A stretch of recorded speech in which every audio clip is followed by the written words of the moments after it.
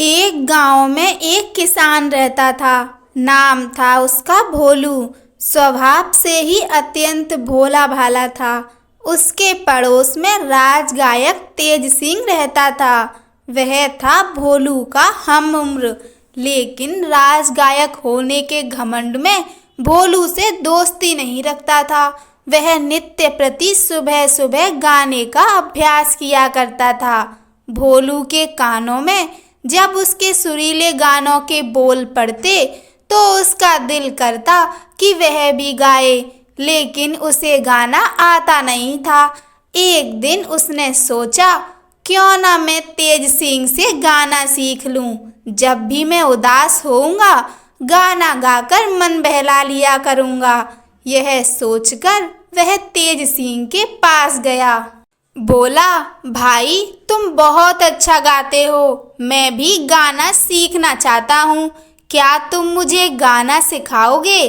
तेज सिंह उसका मजाक उड़ाते हुए बोला, अच्छा तो तुम एक मामूली किसान होकर गाना सीखना चाहते हो? भोलू उसका व्यंग समझ नहीं पाया। बोला, हाँ भाई, गाना सीखने की मेरी तमन्ना है, कृपया मुझे सिखा दो। तो ऐसा करो भोलू, वह जो तुम ऊपर पहाड़ी पर एक गुफा देख रहे हो ना, वहीं पर मेरे गुरुजी रहते हैं। उनके पास 5 वर्ष रहकर मैंने यह विद्या पाई, तुम भी वहीं चले जाओ, तेज सिंह ने कहा। भोलू उसकी बात सच मानकर उसी समय गुफा में जाने के लिए पहाड़ी के पास पहुंचा। ऊपर जाने का कोई रास्ता नहीं था। भोलू झाड़ियों के बीच से रास्ता बनाता हुआ सीधी चढ़ाई चढ़ता हुआ बड़ी मुश्किल से ऊपर पहुंचा। सामने गुफा थी। वह गुफा में चला गया। चारों तरफ अंधकार फैला हुआ था, कुछ दिखाई नहीं दे रहा था। भोलू आवाज लगाने लगा, गुरुजी, गुरुजी। भोलू ने बार बार आवाज लगाई, लेकिन गुफा में से कोई नहीं बोला। भोलू परेशान हो गया। उसने फिर आवाज लगाई, कोई है जो मुझे गाना सिखाएगा? तभी अचानक गुफा में एक रोशनी फैल गई। यह देखकर भोला बहुत ही आश्चर्यचकित हुआ और उसने यह भी देखा कि सफेद रंग के वस्त्र पहने और हाथ में वीणा लिए एक दिव्य स्त्री उसके सामने खड़ी है।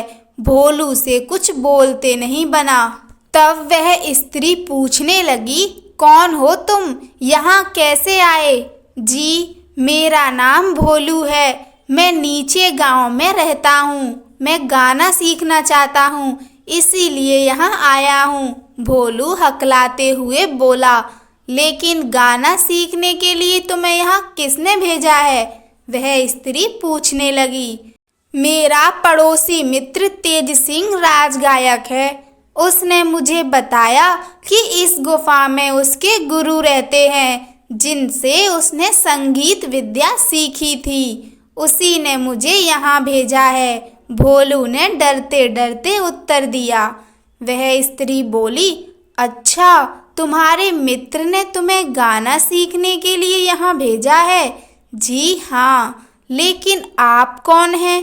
गुरुजी कहाँ हैं? हिम्मत जुटाकर भोलू ने पूछा। तुम मुझे ही अपना गुरु समझ लो, मैं तुम्हें गाना सिखाऊंगी, वह स्त्री बोली। तो आप संगीत की देवी हैं, मेरा प्रणाम स्वीकार करें। ऐसा कहकर भोलू उस स्त्री के चरणों में झुक गया। देवी ने उसे आशीर्वाद दिया। फिर भोलू को लेकर अंदर एक विशाल कक्ष में जा पहुंची। वहां बहुत से व्यक्ति बैठे हुए थे। कोई वीणा बजा रहा था तो कोई इकतारा, कोई गाने का अभ्यास कर रहा था। देवी बोली, भोलू तुम यहाँ बैठ जाओ और इन सबको गाते बजाते देखो। यह कहकर देवी दूसरे कक्ष में चली गई। भोलू अब प्रतिदिन वहां आने लगा। गुफा में पहुंचते ही देवी उपस्थित हो जाती और भोलू को संगीत कक्ष में ले जाती। इस तरह 1 महीना बीत गया। अगले दिन जब भोलू गुफा में आया तो देवी भोलू के सिर पर हाथ रखकर बोली, भोलू, तुम्हारी शिक्षा पूरी हुई। अब तुम बहुत अच्छे गायक बन गए हो। अब तुम्हें यहाँ आने की कोई ज़रूरत नहीं। भोलू बोला, लेकिन देवी, मेरे मित्र को तो 5 वर्ष गाना सीखने में लगे थे, फिर मुझे इतनी जल्दी कैसे आ जाएगा? भोलू, जो मन के अच्छे होते हैं वे केवल परिश्रम करते हैं, फल की तरफ ध्यान नहीं देते, इसलिए उन्हें हर विद्या का ज्ञान शीघ्र प्राप्त होता है। मैंने 1 माह में तुम्हें हर तरह से परख लिया है। तुम एक अच्छे गायक बन चुके हो। यह कहकर देवी अंतर्ध्यान हो गई। गुफा में अंधकार छा गया। भोलू गुफा से बाहर आ गया। अपनी आवाज को परखने के लिए गुनगुनाने लगा। उसे लगा कि वह अच्छा गा रहा है। उसका हौसला बढ़ा। वह खुलकर गाने लगा। गाते गाते वह अपने घर जा पहुंचा। राज गायक तेज सिंह उस समय घर पर ही था। उसे भोलू के गाने की आवाज सुनाई पड़ी। सोचने लगा, इतना सुरीला स्वर इस गांव में भला किसका हो सकता है? वह घर के बाहर निकला। क्या देखता है कि यह तो भोलू गा रहा है। वह हैरान रह गया। भोलू की नज़र भी तेज सिंह पर पड़ी। वह दौड़कर आया और तेज सिंह के पैरों पर गिर पड़ा। तेज सिंह हड़बड़ा गया। पूछने लगा, भोलू, क्या हुआ? मित्र, मैं तुम्हारा बहुत आभारी हूँ। तुमने मुझे ऐसी जगह बताई कि जहाँ मैं 1 महीने में ही गाना सीख गया। भोलू विनम्रता से बोला। तेज सिंह कुछ समझा नहीं। वह तो भोलू को बुद्धू बनाकर उस बात को भूल चुका था। हैरानी से पूछने लगा, तो मैंने तुम्हें कौन सी जगह बताई थी?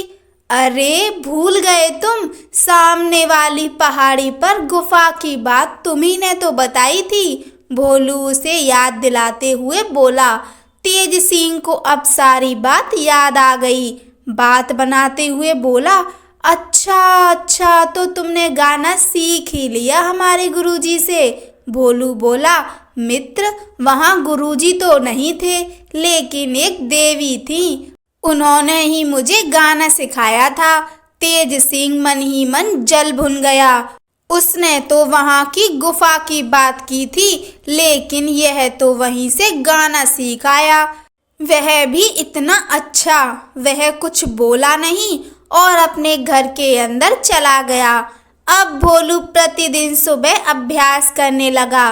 तेज सिंह को उसकी मधुर आवाज के आगे अपनी आवाज फीकी लगने लगी। उसे लगा कि यदि भोलू कहीं राजा के पास पहुंच गया तो राजा उसे ही राजगायक बना लेंगे। उसने सोचा, क्यों ना मैं भी अगली सुबह में जाकर देवी का आशीर्वाद ले आऊं। यह सोचकर वह पहाड़ी की ओर चल दिया। ऊपर गुफा में पहुंचकर तेज सिंह ने आवाज लगाई, संगीत की देवी, मैं गाना सीखना चाहता हूँ। देवी प्रकट हो गई। पूछने लगी, कौन हो तुम? मेरा नाम तेज सिंह है। मेरे पड़ोसी मित्र भोलू ने मुझे यहाँ भेजा है। वैसे तो मैं राजगायक हूँ, लेकिन मैं भी अपने गाने में भोलू जैसी मधुरता लाना चाहता हूँ। आप मेरी आवाज़ को भी वैसी ही मीठी बना दीजिए। तेज सिंह जल्दी से बोला। देवी समझ गई कि तेज सिंह वही है जिसने भोलू को धोखा दिया था।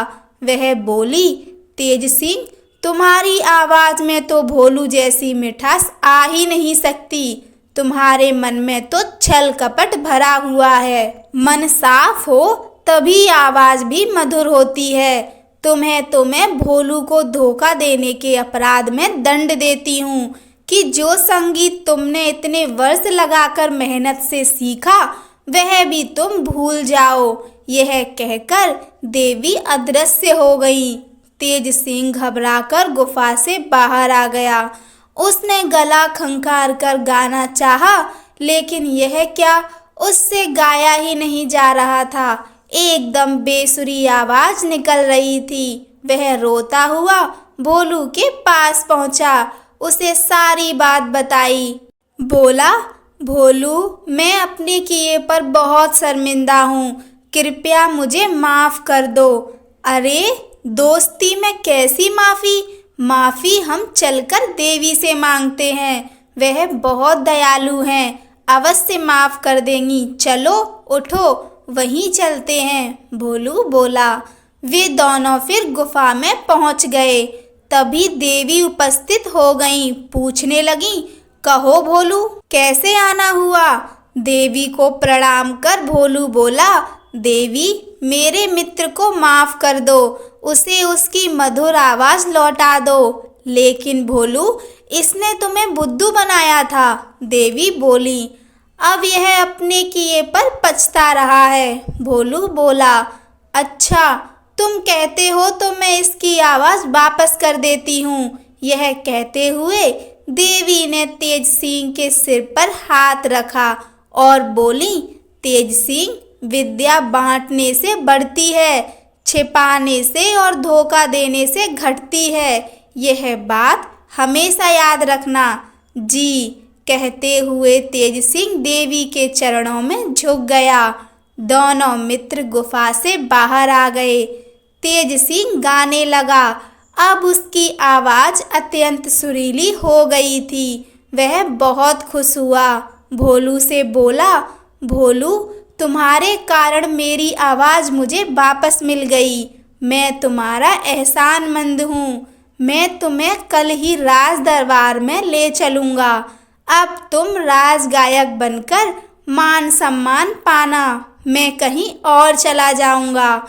भोलू बोला, मित्र, मैंने राज गायक बनने के लिए गाना नहीं सीखा।